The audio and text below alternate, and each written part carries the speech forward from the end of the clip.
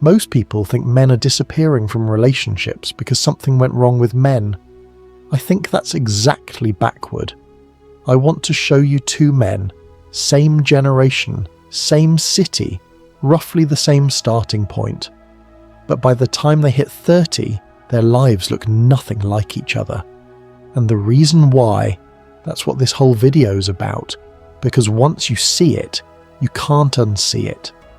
And it explains something that's quietly reshaping modern relationships in a way most people aren't talking about. Picture the first man. Call him Daniel. He grew up being told that love is something you earn through availability. You show up, you prove your value, you make yourself indispensable. So Daniel does all of that. Downloads the apps, invests real time, puts in genuine emotional effort. He's present. He communicates. He does every single thing he was told a good man does. And somewhere along the way he starts noticing a pattern. The effort keeps going out, but nothing solid comes back. The goalpost keeps moving. And eventually, slowly, without a speech or a dramatic exit, Daniel just stops. He's not bitter. He's not broken. He just did the math. Now picture the second man. Call him Marcus. Same age, same city. But Marcus discovered something early, a way of thinking that's almost 2,000 years old. And it completely rewired how he understood himself, his choices, and what he was actually willing to offer someone. Marcus reads Epictetus, seriously reads him, not as a social media quote, as a framework. Epictetus described philosophy as learning how to employ desire and aversion without hindrance, and believed true education means recognizing there's only one thing that fully belongs to you: your will, your purpose. Marcus builds his life around that idea. And here's the interesting part. Marcus ends up in a relationship, a genuinely good one. Daniel ends up alone, not because he wanted to be, but because he ran out of reasons to keep trying. Same starting point, completely different destination. So what actually happened between those two men? Here's what I keep coming back to when I look at this pattern. The men who are disappearing from dating, from marriage, from relationships entirely, they're not disappearing because they stopped wanting connection. They're disappearing because they stopped trusting the effort is worth it. And the data on this is kind of staggering. According to Pew Research, 63% of men under 30 in the US reported being single, compared to 34% of women the same age. That gap isn't small, but more revealing than who is single is why. The same report found many young men weren't just single, they weren't even looking. Think about what that means. The withdrawal isn't accidental, it's chosen. Nearly 64% of single American men reported not going on a single date in the past year. When I first saw that number, my instinct was to ask what broke. But I think that's the wrong question. The better question is, what did these men calculate? What did they weigh up and decide wasn't worth it? And this is where everything shifts. Because it's not actually about dating, it's about purpose. It's about what happens when a man doesn't have a stable internal foundation, a clear sense of what belongs to him, what he controls, and what he should stop pouring energy into. Without that foundation, the whole thing collapses, not dramatically, quietly. At the core of Epictetus's philosophy is this one distinction: what's within our control and what isn't. Focus on your own thoughts, beliefs, actions. Accept external events as they come.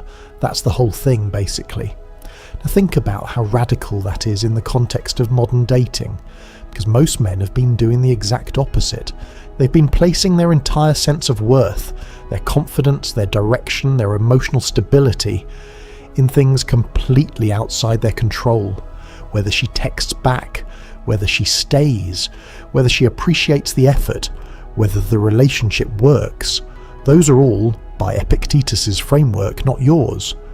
When we invest our desires and fears in things that don't depend on us, we're just signing up for anxiety and disappointment.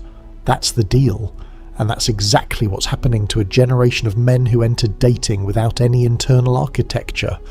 They put everything into external outcomes, and when those outcomes kept disappointing them, they had nothing left to stand on. Daniel is that man. He kept investing, kept hoping the external result would change. It didn't. So he pulled out completely. Marcus understood something different. His choices, his values, his character, those belong to him. How he shows up in a relationship, what he brings to it, what standards he holds, that's his territory. Whether she reciprocates, whether she stays, whether she recognizes his value, not his territory. And once he stopped trying to control that part, something shifted. He stopped performing. He started being. Here's the thing nobody says out loud when we talk about men disappearing. Everyone frames it as a crisis of men. But what if it's actually a crisis of foundation? What if the men withdrawing aren't broken? They're just empty in a very specific way.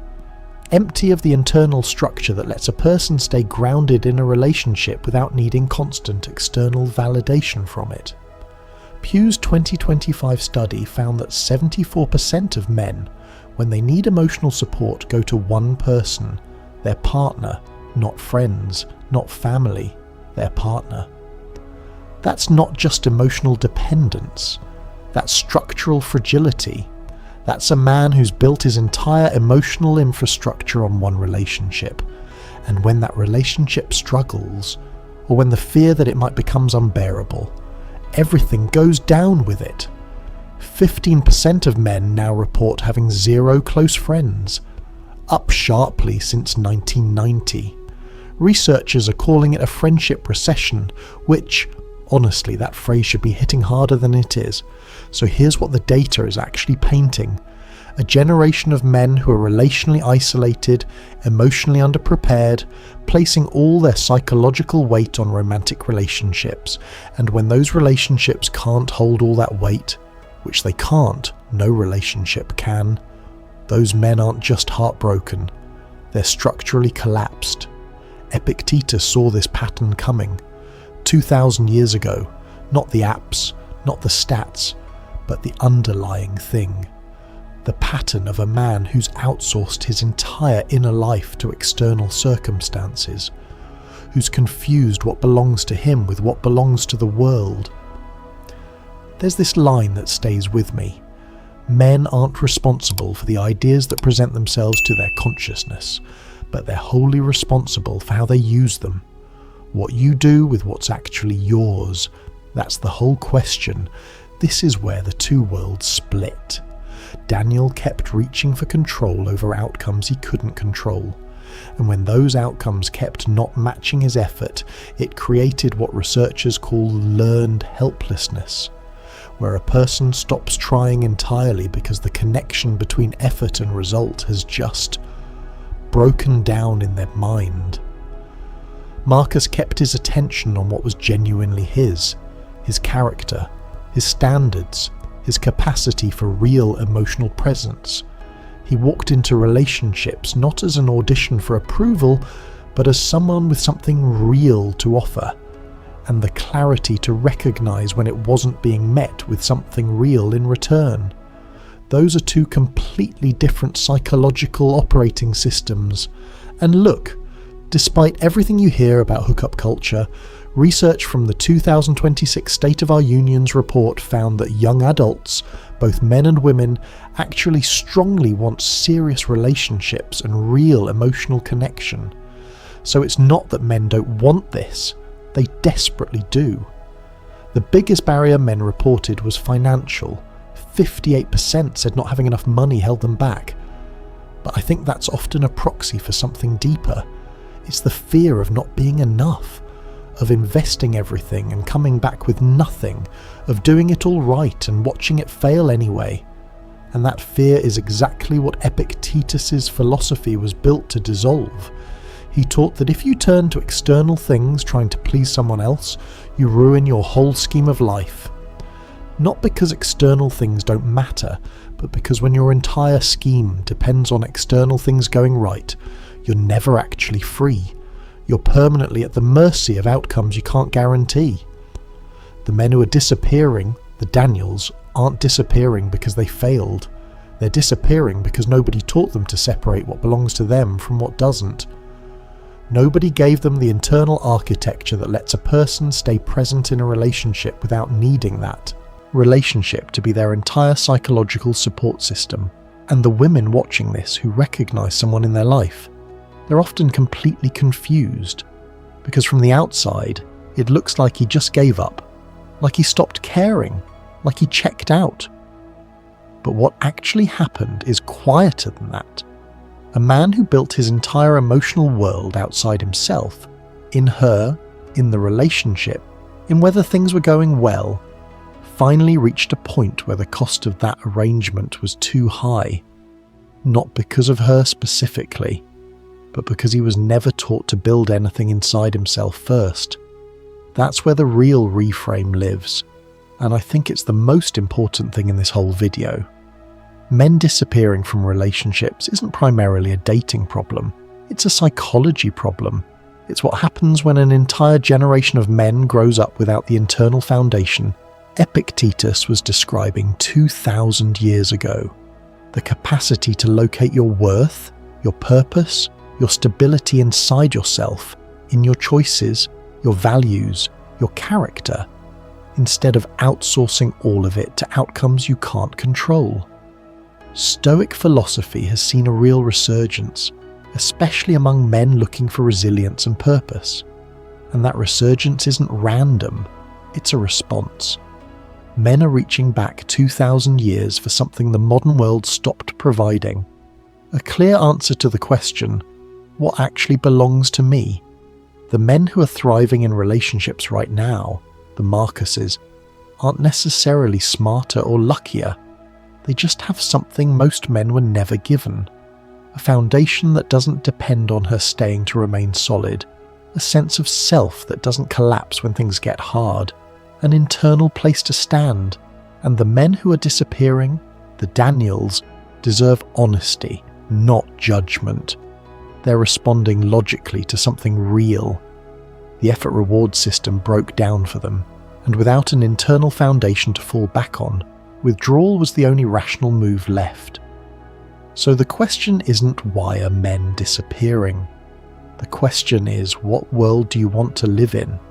Do you want to be the man who built everything outside himself and has nothing to stand on when the outside shifts? Or do you want to be the man who built something inside, something no relationship outcome can take from him, and from that place actually chooses to show up? Because here's what Epictetus understood that nobody's saying loudly enough. A man with nothing inside himself to stand on will either grab onto another person too hard, or let go completely. There's almost no middle ground.